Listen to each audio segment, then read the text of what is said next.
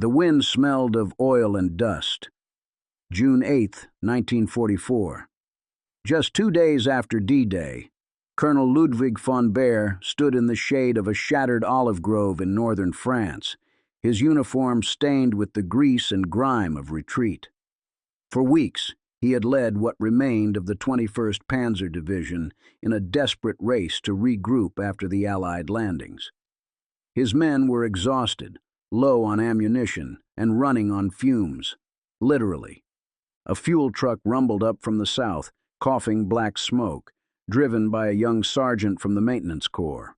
It carried only a few hundred liters, not even enough for a battalion, let alone the mechanized units von Baer needed to repel the next Allied thrust. With shaking hands, he signed the receipt and sent it on. Then he turned to his adjutant and whispered words he would later deny. "It's over. If they can keep sending fuel, we're finished." That moment of despair would only deepen. The turning point came 3 days later when von Baer's forward scouts reported an abandoned American logistics convoy near the village of Saint-Lô. It was a miracle, or so they thought. The convoy had taken a wrong turn during a nighttime redeployment. Its drivers had been captured or killed in a brief skirmish. The Germans seized the opportunity. What they found stunned them. 50,000 gallons of gasoline, dozens of 5-ton trucks, each neatly marked with U.S. Army Quartermaster Corps insignia. The trucks were full, not just with fuel, but with spare parts, crates of rations, drums of oil, tires, tools, even chocolate and cigarettes. Von Baer paced the rows like a man in a trance. He barked orders to secure the site, send half the fuel back to Division HQ, and have mechanics inspect the vehicles. But later that evening, seated in the passenger seat of one of the captured trucks, the colonel said something to his aide that would be recorded in a confidential post-war interview. "They abandoned this," he said, waving toward the convoy. "Left it behind like trash. Fuel enough to run a Kampfgruppe for a week. Spare parts we haven't seen in months. And food. Food like we give our officers, piled up in crates for ordinary soldiers. What kind of army leaves such wealth behind?" No answer came, but the realization was beginning to dawn. For years, German propaganda had painted the Americans as soft, industrially weak, decadent. But now von Baer saw with his own eyes the truth. The Americans weren't just rich, they were limitless. And this was just one lost convoy. If they could afford to leave behind 50,000 gallons of fuel, how much more did they have? How many more convoys were coming? Von Baer's despair deepened, not from the loss of battle, but from what he saw in victory. The Americans weren't running out of supplies. They had so much, they didn't even need to guard it. This wasn't just a tactical win, it was a psychological defeat. And von Baer wasn't alone. Across France, German commanders were beginning to experience what Allied intelligence officers would later call logistical shock, a recognition that the Allied war machine operated on a scale Germany could never match. German staff reports from this period are littered with alarmed references to the enemy's unbelievable abundance. The Waffen-SS Logistics Command, tasked with supplying elite divisions, issued a bulletin in July 1944 acknowledging that American units are resupplied with volumes exceeding the entire regional capacity of German fuel production. Feldwebel Klaus Reiter, captured near Avranches, told his American interrogators that his entire regiment had gone 11 days without fresh food or motor oil. Then we saw a single American company eating hot meals from mobile kitchens while their mechanics drained perfectly good oil from jeeps to replace it with fresh. I knew then we'd lost. In Normandy, the contrast was especially stark. The hedgerow fighting bogged down tanks and trucks alike. German units broke apart, not from enemy fire, but from mechanical failure and empty fuel tanks. Meanwhile, American engineers laid down metal roads overnight, rebuilt bridges in hours, and kept trucks moving on a 24-hour cycle. The lifeline was the Red Ball Express. From August to November 1944, this supply operation would move 412,000 tons of fuel, ammunition, and rations across France to the front lines. Driven mostly by African American soldiers in hastily trained logistics units, it became the artery of Allied momentum. German officers couldn't believe it. One noted bitterly in a report, "Their Negro drivers are better fed and supplied than our panzer troops." But in that grove near St. Lo, Colonel von Baer didn't know all this yet. He only knew what he saw. The enemy had fuel to burn, and left it behind without care. He ordered his men to repaint the captured trucks in Wehrmacht gray. He arranged to use the fuel to reposition his armored units for a counterattack. For a moment, it felt like turning the tide, but it wasn't enough. The next day, American fighter bombers spotted the trucks. The Germans scattered. Half the fuel was destroyed in the ensuing attack. Several vehicles exploded in brilliant orange fireballs visible for miles. The rest was abandoned or recaptured. Von Baer survived the raid. But the hope had been brief, and the lesson lasting. He would later tell an Allied interrogator in 1945, "We fought a war of discipline and precision. You fought a war of machines and miracles. We never had a chance." That moment, the one that began in a captured American truck filled with gasoline, became the beginning of his end. The colonel who had once believed in Nazi superiority now saw only shadows of defeat in every drum of fuel the enemy left behind. It was the last time he would ever see the sun set on a battlefield with hope in his heart. Colonel Ludwig von Baer watched the fuel-laden American trucks burn. The explosion had lit the night sky. The oil drums, the tires, the crates of supplies, gone in flames and black smoke. He listened as young lieutenants shouted orders over the roar, "Dump the gasoline, destroy the trucks, pull back." Meanwhile, on the ground, the once confident colonel felt something shift deep inside. Not humiliation, but a dawning clarity. It wasn't just that the Americans had more fuel. It was that the Germans didn't know what to do when an opponent had too much. Von Baer's men had trained for scarcity, for improvisation, for make do or die. The Wehrmacht war doctrine assumed rationing, calculated risk, and attrition. What they were confronting now was not a force short on supplies. It was a force rich in them, that turned abundance into an advantage. In the weeks following that midnight flare-up in France, German staff officers circulated internal memos that read like confessions.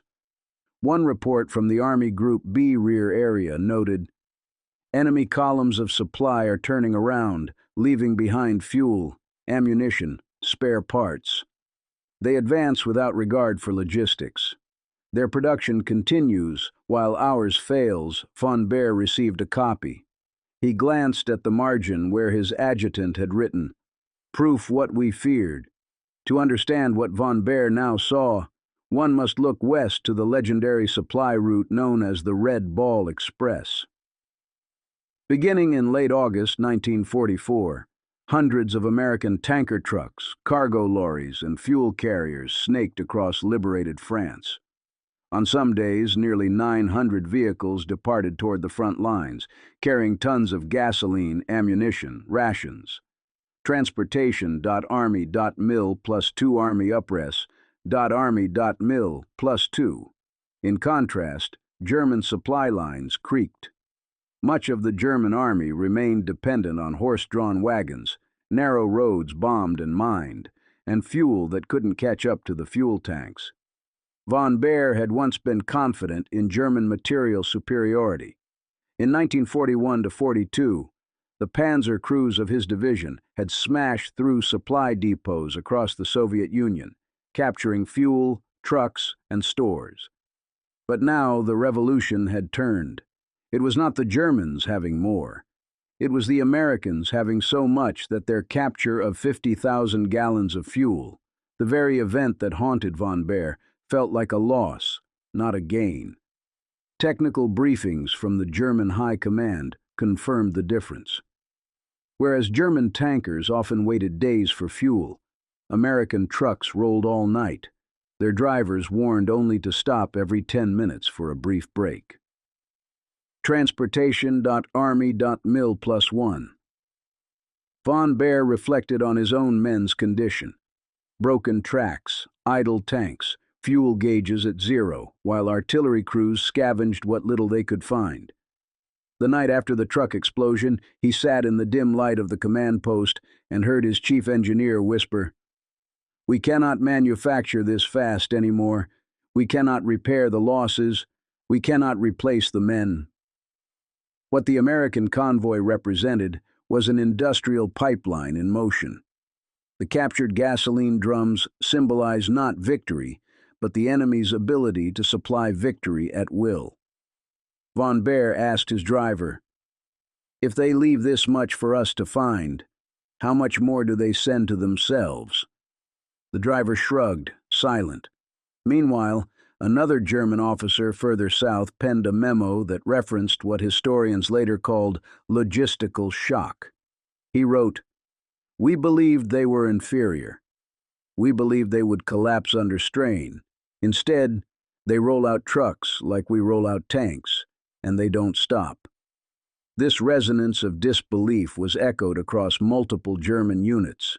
It was not just the trucks and fuel. It was the mechanics, the infrastructure, the spare parts. Von Baer inspected one of the captured vehicles. In the glove box, he found standard-issue U.S. Driving Gloves Factory sealed tools, advanced lubricants. He thought, "We send scavengers to find pieces, and they carry full boxes." For his division in Normandy, the reality was harsh. Every day, orders came to reposition, to counterattack, to hold lines. But his fuel reserves dwindled. His ammo was rationed. His mechanics worked around the clock on a handful of vehicles. In one morning briefing, a lieutenant declared they could only go 20 kilometers that day. A single truck convoy might take 2 days to return for more fuel. Von Baer felt the weight of every kilometer. On the same day, across the front lines, American service troops loaded yet another cargo: drums of gasoline, crates of ammunition, replacement parts. On the factory floor in Ohio or Indiana, a new engine whined into life. A new tank turret clicked shut. A new fuel tanker rolled off the line. This production-to-front pipeline stretched across oceans, railroads, bridges, seas, and, for the Germans, it looked infinite. In his quiet moments, von Baer considered the strategic implications. Earlier campaigns had taught him that a technologically superior enemy could be defeated if its supply line broke. But here, the supply line didn't break. It flowed. Through the captured fuel, he glimpsed the truth. This war would not be won by interrupting American production, but by interrupting American will. Yet he had no means to do that. His tanks were idle, his men depleted, his resources exhausted. The symbolism of the captured fuel convoys came home when a young corporal in his unit, exhausted, low on morale, muttered aloud, "They're driving more now than we ever drove in the Blitzkrieg." Von Baer heard it. He stared away. He knew the war script had changed. His men were still playing the old game. The Americans were inventing a new one. And in that moment he understood. What Germany once had in audacity and speed, America now had in volume and endurance. Von Baer's intelligence officer summarized it bluntly. "We cannot match their production. We cannot match their delivery. Our doctrine assumes diminishing returns. Theirs assumes indefinite supply." From his command tent, von Baer looked eastward. The Allied tanks were pushing forward. Their tracks left no pause. Their supply trucks followed them relentlessly. Fuel would not run out tonight. Bombs would keep falling. The rails would keep running. He touched the map on the table, a thin line of red dots marking collapsed positions. He realized that the war's break wouldn't come through a decisive tank battle. It would come through an unrelenting conveyor of supply, day after day. Throughout September and October, the captured trucks and tanks and fuel lost their novelty. They became reminders, not treasures. Each time another convoy was destroyed or left behind, his men cataloged the American serial numbers, QMC, USA, 6X, 6CTT, but the labels ceased to matter. What mattered was the realization. The Americans had more than enough, and they were not afraid to leave it. Late one afternoon, he walked past a field of German half-tracks waiting for parts. A maintenance officer approached him, tired. He said, "Colonel, the Americans transferred a tank this morning from Cherbourg to front line north of Metz. The tank is numbered 4567, produced in January 1944. They shipped new ones, drove it into action, and the spare tracks, stored behind it, were already being loaded into another convoy. Our new track shipment is delayed 6 weeks." Von Baer paused. He thought, if we cannot even replace tracks, we cannot fight. He returned to the captured convoy site. Where the fireballs had died out, blackened ground remained. He saw empty barrels, melted rubber, twisted metal. He didn't feel triumphant. He felt hollow. He'd made the tactical gain, but seen the strategic loss. The very trophies of war turned into evidence of defeat. That night, under the same stars he once believed in, Von Baer drank quietly. His aide asked if he wished to send word to HQ. He said no. He said only, "They don't fight for supply, they fight for endurance, and we can't keep up." In the final weeks before the Falaise Gap closed, his division struggled not only with enemy assault, but with retreat. Panzer IVs abandoned for lack of fuel. Artillery pieces dismantled for lack of shells. His men tired, hungry, frustrated. The doctrine of the blitzkrieg, fast, decisive, mechanized, had become the nightmare of retreating vehicles and silent engines.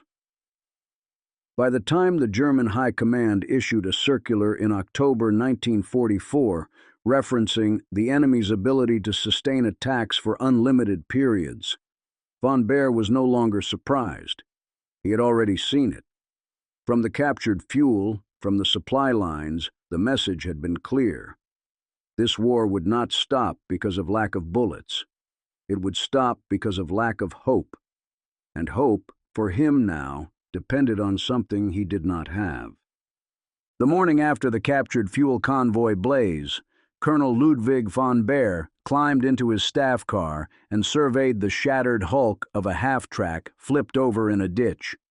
One of his NCOS pointed it out. "Colonel, engine seized, fuel line ruptured. We lost 5 men replacing the track." Von Baer nodded, his face set. He wasn't angry in the old way. He was simply aware now of something irreversible. In one sense, this was a technical problem. No fuel, no repair parts, no initiative. But in another sense, much deeper, this was a fundamental mismatch of war-making. For years, the Wehrmacht had prided itself on mobility, on speed, on striking where the enemy least expected. But mobility without fuel was motion without purpose, and von Baer was realizing that his purpose had begun to slip away. Across Normandy, the clock was running against him. The Allied armies advanced with tanks, trucks, fuel trains, and a network pouring forward. The famous Red Ball Express, launched in late August 1944, is a prime example. More than 6,000 trucks and drivers moved a staggering 12,500 tons of supplies per day at its peak. Trucks carrying gasoline, ammunition, rations rolled day and night along highways reserved for supply alone. Von Baer heard of those numbers and felt a hollow echo. His fuel-starved battalions could never dream of that cadence. A staff officer prepared an intelligence briefing for von Baer, listing fuel dumps destroyed, supply bases overrun, columns abandoned. One chart read, American frontline fuel consumption, approximately 800,000 gallons per day. His tone was matter of fact. Von Baer sank into his chair and looked out the tent flap. The sky gray, the vehicles distant, the war losing its old feel of control. For the soldiers on the ground, the contrast was brutal. The panzer crews of his division had once raced across Russia, seized Soviet supplies, repurposed captured fuel and trucks. Now they scrounged. Unteroffizier Ernst Müller wrote in his notebook, "We crawled on low ration, on fear of sabotage, on spare parts we cannibalized from wrecks." Meanwhile, American mechanics in the rear swapped engines, rolled fresh trucks, swapped tires, and kept moving. The mechanical hunger of the Germans collided with a mechanized feast of the Allies. 3 days later, von Baer traveled by liaison vehicle behind the front lines toward the village of La Haye-du-Puy. He passed a long column of U.S. service trucks heading east, tankers, cargo carriers, lorries stacked with what looked like crates of parts. He asked his driver, "How many do you count?" The driver shrugged. "Sir, maybe 20 trucks." "Maybe more." Von Baer closed his eyes. 20 trucks meant thousands of gallons of fuel. Thousands meant weeks of movement. Weeks meant advantage. In the bivouac that night, he walked among his officers, hearing constant talk. "We cannot reach the next ridge. The gun cannot be repositioned. The fuel truck hasn't arrived." These were words of failure. Von Baer had trained for fire and maneuver, not for waiting. His mind flickered back to April 8, 1943, the air battle when the P-47 Thunderbolt appeared. He remembered what the German ace told his men, "Let them come up. We'll slice them." But time and machines had changed the script. Now the Germans were fighting against quantity, against endurance, against production. Another briefing came in. Fuel stock at division, down to 35%. Incoming shipments delayed by rail sabotage and Allied air interdiction. Von Baer's jaw tightened. He scribbled a note. American production must be stopped. But there was no strategy to stop it. No missile, no raid, no supply disruption. What Germany lacked was not bullets. It was capacity. It was flow. It was more than war material. It was manufacturing momentum. While von Baer watched his own men idle, the American supply machine rolled. Specialist driver Corporal James Ruckert of a U.S. truck company would later recall, "We made the round trip in 54 hours. We loaded, we went, we came back, we reloaded. No wait." No doubt the Germans heard of this and saw only their own stationary tanks. Von Baer felt it, not as numeric statistics, but as the weight of inevitability. In the weeks that followed the captured fuel episode, von Baer forced his engineers to salvage whatever they could. He approved the repainting of captured American trucks, the cannibalizing of drums, the patchwork repairs. For a moment it looked like a tactical recovery, but it was an illusion. One of his battalion commanders reported back, "Sir, we used 50 drums today, but we risk any mission beyond tomorrow." The colonel read out loud, "Risk any mission." He folded the paper. He recalled how one of the captured American drums bore a stencil, POL, keep fueled. The American driver had followed orders. The German crews scavenged an enemy's abundance for survival. Late that night, von Baer stood at the wreck site of the convoy, scribbled the question in his diary. If we take their fuel, do we defeat them, or do they just build more? There was no answer yet, but he sensed the truth. You don't end a war by dropping bombs if the enemy can keep flying tanks. You don't win battles if the opponent can keep refueling. The war for von Baer was entering a phase where making men fight mattered less than keeping machines moving, and he had no means to match either. By the beginning of September, German intelligence reported that American supply columns carrying fuel had extended into Belgium, supporting operations deeper into the Reich. One memo stated, "Our fuel runs to the front consume 6 times the enemy's. Their fuel stocks are replenished within hours. Our losses mount." Von Baer saw his own map table littered with pins marking broken supply lines, lost trucks, abandoned vehicles. The mechanics looked at him with hollow eyes. He knew the conversation. "We are running on fumes." The logistical collapse wasn't loud. It wasn't explosions or dramatic breakthroughs. It was quiet. It was dead motors. It was half-filled tanks. It was a radio message. Unable to move. Out of fuel, Von Baer smelled that death every morning. He knew then that the captured U.S. fuel, the hidden truth behind the convoy, was not a momentary windfall. It was the symptom of a systemic collapse. His armies couldn't fight with what they left behind. They could only fight with what they carried.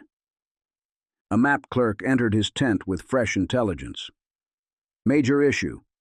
U.S. mechanical reserve in France exceeds our own by at least 4-1. The colonel pinched the bridge of his nose. A mechanic walked in with a seized engine from a Panther tank. He cleared his throat. "Sir, we have 2 spare engines for this one, if you approve parts allocation." Von Baer stared at the engine. It was cold. It was silent. The American supply system didn't create waits. His own men awaited, watched, only hoped. In the field headquarters, a Batman knocked and entered with a message from the next Army Corps. "Delay your attack until fuel arrives." Von Baer ripped the paper. He glared at the horizon. He thought of the men ahead, waiting, watching, wondering. On August 30th in Normandy, his tanks had advanced 6 kilometers before stopping.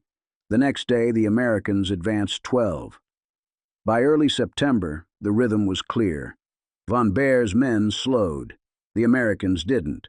In the diary he wrote, "We thought we were masters of mobility. They thought of mobility as continuous flow." That note lingered. When military psychiatrists reviewed German reports after the war, many commanders cited logistical hopelessness as the moment morale cracked. Von Baer felt that crack. He sensed it before the official memos. He sensed it in silence. One evening he visited the field hospital and saw wounded German soldiers from his own division. Many had been wounded because their support had failed. No fuel, no recovery, no evacuation. A prisoner of war later testified, "When I saw their tanks abandoned, their men walking beside them, I realized the war had already left them." Von Baer saw the same thing. He watched young OPS crews pushing vehicles by hand. He watched artillery crews waiting on fuel trains. He watched hope fade. On September 15th, German High Command issued a directive. Tanks and motorized units must prioritize frontline movement. Everything else must crawl. It was a declaration of rationed survival. Von Baer read it and closed his eyes. Rationing is not a war plan. It is a slow retreat. That night he ate alone. His officers had left to plan withdrawal contingencies.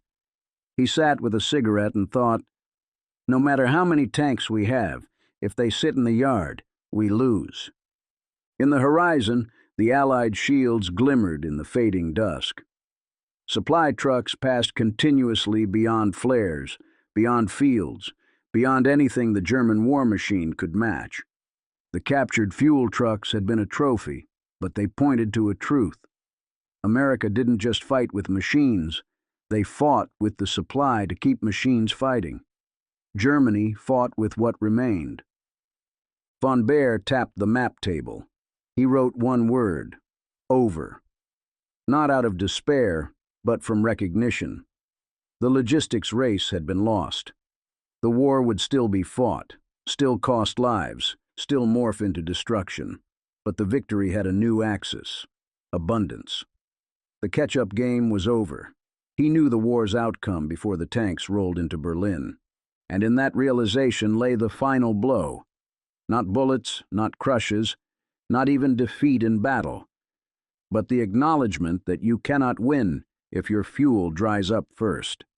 The enemy may attack, but the veteran who lived long enough to remember knows you win wars not just by force, but by sustaining them. And once the trucks stop, the victory has already left.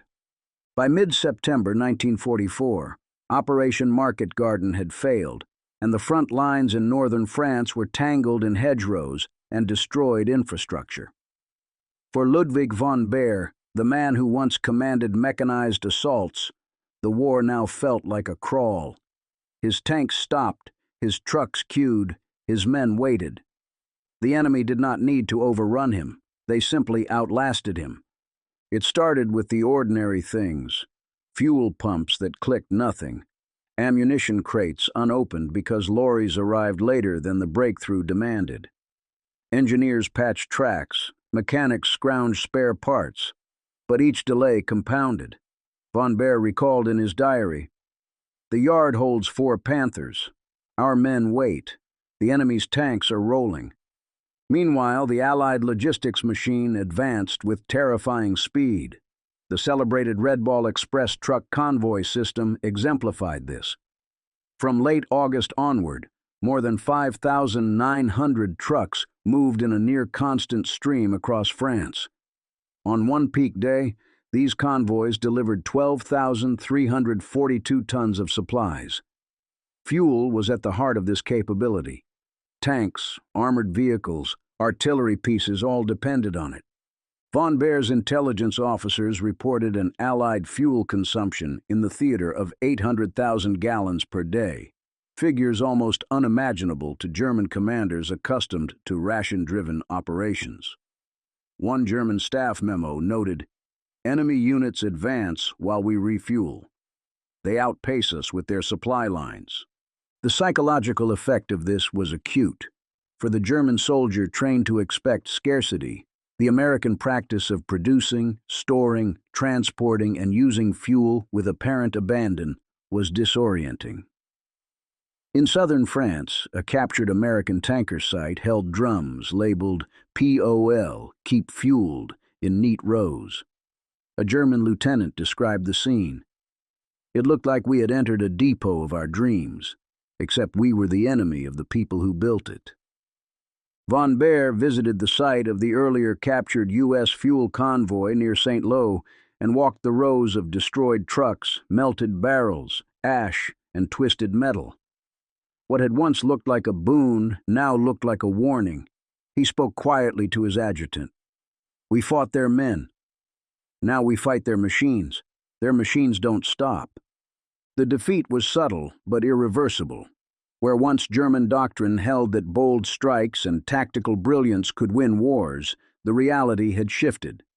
Victory now required endurance, an ability to sustain, to move, to resupply, to replace. And in that race, the Germans were being left behind. In the field, the consequences multiplied. On 22 September 1944, von Behr ordered a counterattack to retake a ridge overlooking the supply corridor. 20 tanks rolled out at dawn.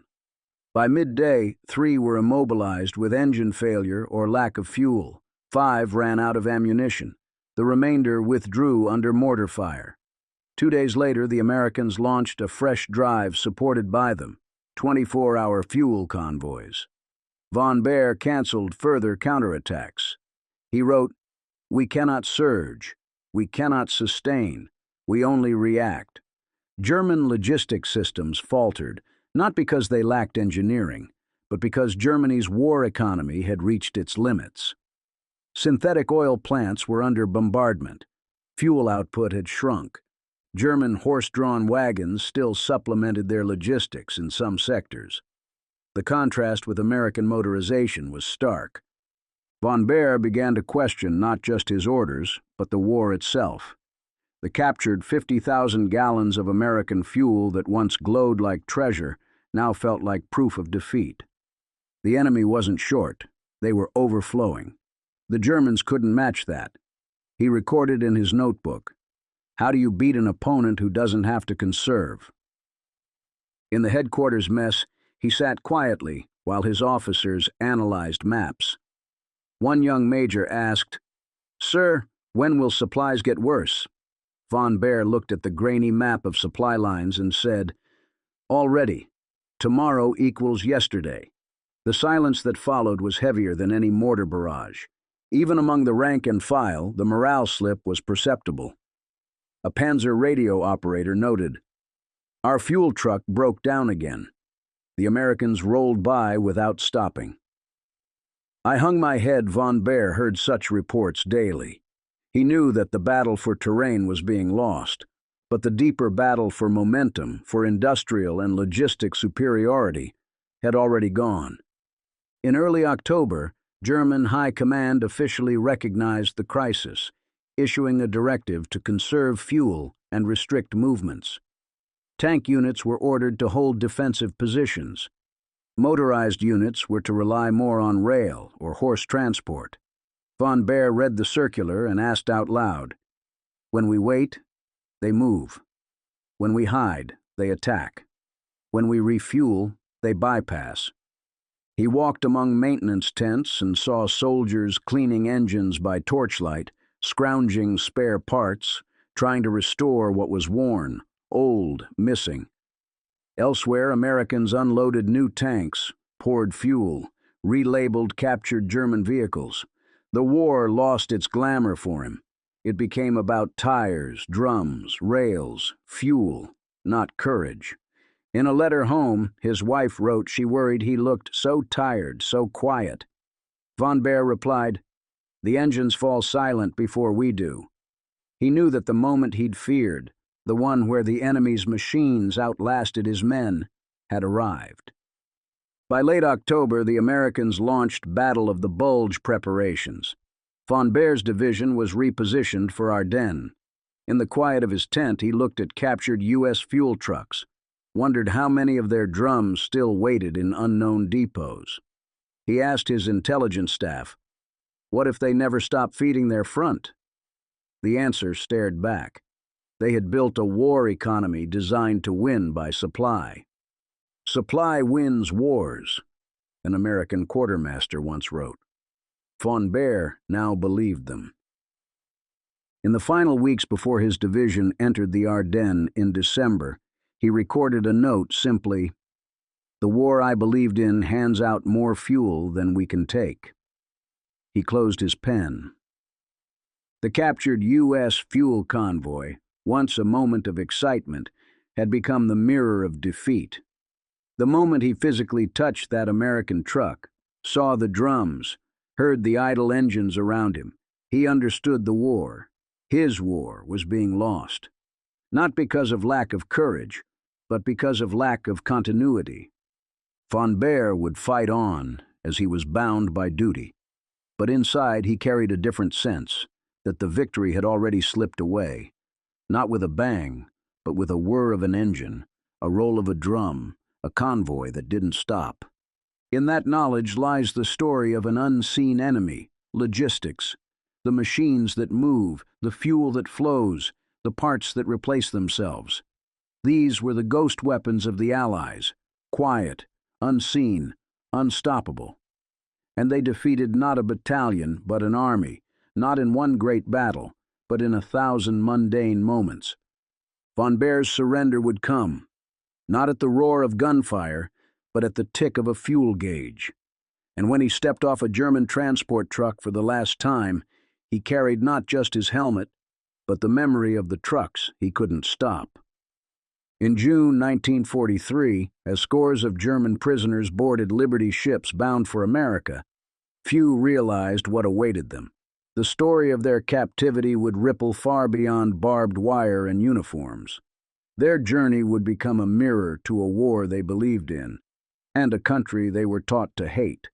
When they landed in Texas, Kansas, Michigan, or Alabama, they entered a world built to win wars in abundance, through factories, farms, fuel, and freedom. By the war's end, the United States had held roughly 425,000 German prisoners across 700 camps in 45 states.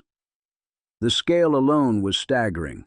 But for many of these men, the deeper shock came not from numbers, but from the way they were treated, the freedom of movement they encountered, the food on their plates, the tasks they were given, and the towns they passed through. One German prisoner of war, Günter Graue, later recalled his arrival at what is now Joint Base Lewis McChord. All we cared about was the food. I decided to take both an ice cream and a bottle of Coca-Cola. He spent his captivity without complaint, not because he was comfortable, but because what he experienced felt surreal. He had expected starvation or cruelty. Instead, he found meals that Germans at home would envy. His story echoes across hundreds of camps. At Camp Aliceville in Alabama, German prisoners attended English classes, played soccer, drew art, even founded a camp newspaper. At Camp Concordia in Kansas, they launched a prisoner of war university within the compound. For soldiers who had been told they fought for a new order built on scarcity and sacrifice, these experiences triggered a disorienting inner conflict. Meanwhile, back on the battlefields of Europe, German units were losing more than territory. They were losing confidence, supply, fuel, confidence in victory itself. The same country that was capturing dozens of German operators in battle was now hosting thousands of German captives, treating enemy guards with polite respect. It was a psychological collapse, just as real as any tank column's failure. Von Baer's division didn't witness the POW camps directly, but the effect reached him. As convoys of trucks rolled, as refineries poured out fuel, as factories churned, his enemy's men accepted captivity with fewer complaints than his men made at the front. It struck a nerve. He wrote in his staff journal, "They fight for supply and peace, and our men fight for survival." At Camp Aliceville, German POWs were paid 80 cents per day for work on nearby farms or in camp stores. They pooled money for movie nights, soda, or small luxuries. The American war economy beneath them rolled like a tide. Meanwhile, Germany rationed food, fuel, and tires. On the home front, Germans cut back. In America, POWs saw consumption. The cognitive dissonance was unmistakable. For veterans and family members of veterans who watched their fathers return from war, these stories echo with complexity. The soldier didn't just fight tanks. He watched the enemy stop fighting because the supplies stopped, while enemy captives watched abundance around them in unexpected places. The story of ammunition, of fuel, of factories turning, contrasts with the story of captivity, of stillness, of witnessing the unseen weapons of victory. In Texas, at camps such as Camp Hearn, German POWs participated in community events. Church choirs sang Christmas carols, local families shared meals, handwritten letters flew across borders. One former prisoner wrote, "We came as conquerors. We left as students." And in those words lies the transformation, from enemy to observer. This isn't to romanticize captivity.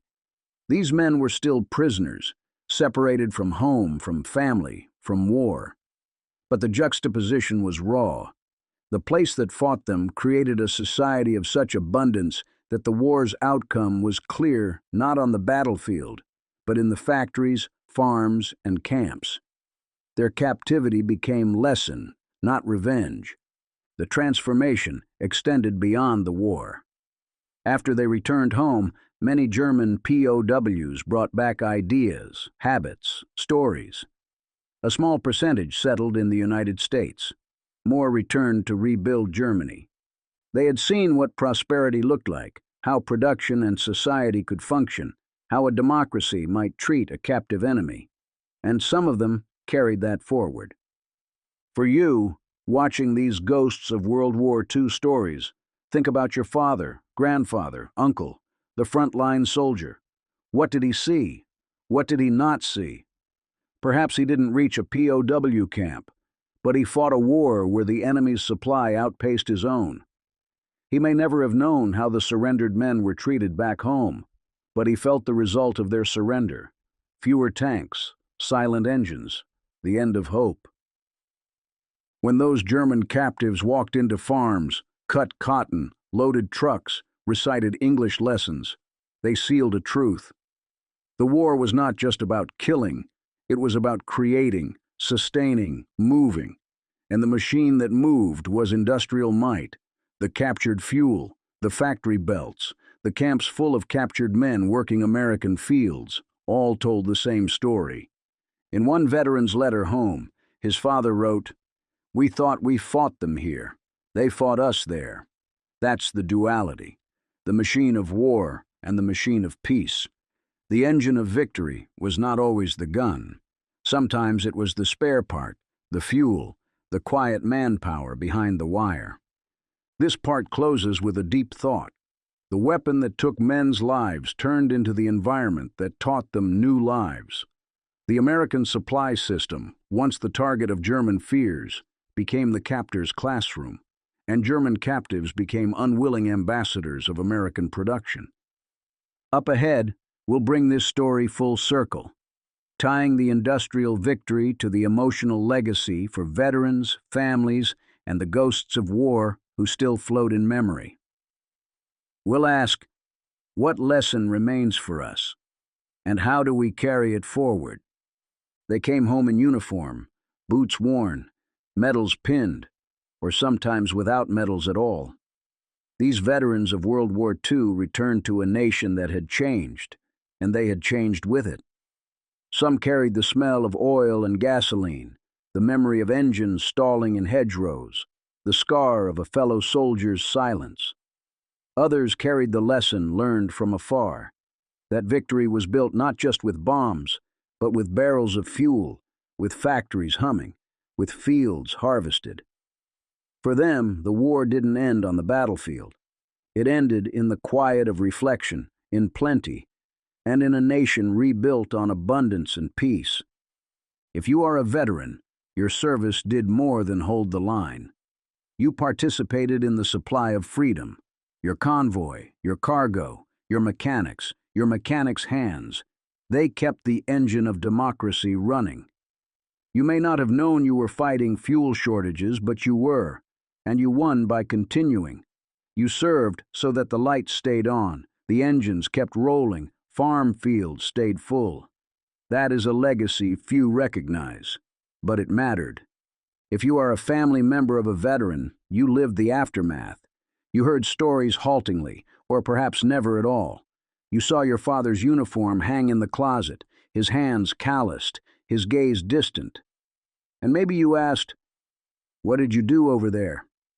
He said few words. But the quiet behind your questions held everything. His service, your heritage, is woven into the supply lines that brought a world from war to reconstruction. Your sacrifice in patience and humility helped sustain that engine of hope. The men who once appeared as enemies carried home lessons of democracy, of industry, of civility. The former German POWs became quiet ambassadors of what they saw in America. Factories, tractors, trains, communities that outlasted armies. They returned and rebuilt not only Germany, but a continent. Their transformation stands as testament to the power of supply, sure, but also the power of mercy, of openness, of example. Your contribution as veteran or family is bound to the same story. You delivered what words cannot define. So today, we honor you. We honor the veterans who fought the guns, loaded the tanks, manned the supply depots. We honor the drivers who kept the tires turning, the engineers who assembled the machines, the women who filled the factories, the families who waited while the world changed. We honor you, not only for what you destroyed, but for what you preserved. Because to preserve peace, you must build abundance. You must push machines, feed nations, replace what war took. You did that. And to our viewers, if you've watched this story, if you've felt the weight of what you've seen, here's what we ask of you. Like this video if you believe the unsung logistics heroes of World War II deserve recognition. Subscribe to Ghosts of World War II if you want to walk alongside these silent legacies, from battlefield to factory, from convoy to community. Comment below with one word: endure. Because what these veterans and their families taught us was endurance, the engine of war, the fuel of peace, the supply of hope. Let that word stand for more than the video. It stands for a generation, for the veteran who pushed through rain and mud, for the wife who watched the ration card, for the son who never asked. Endure. We share this story because it matters, not because bombs exploded louder than fuel drums, but because the hum of production became the quiet victory. The fields returned to grain, the factories turned to tractors, the POW camps to correspondence courses. The enemy became student, the student became builder. And you, veteran, family, viewer, you are part of that arc. Your service, your memory, your attention turns the story from history into legacy. You transform what happened into what matters. You make the supply lines human. You make the machines meaningful. You make the sacrifice visible. In closing, thank you. Thank you to the veteran who climbed the steps of an aircraft, who carried a helmet, pulled the trigger, fed the engine, rolled the truck. Thank you to the family who heard the stories, tucked them away, and carried them forward. Thank you to the viewer who watches this, who cares, who remembers. May the engine you helped turn never stop.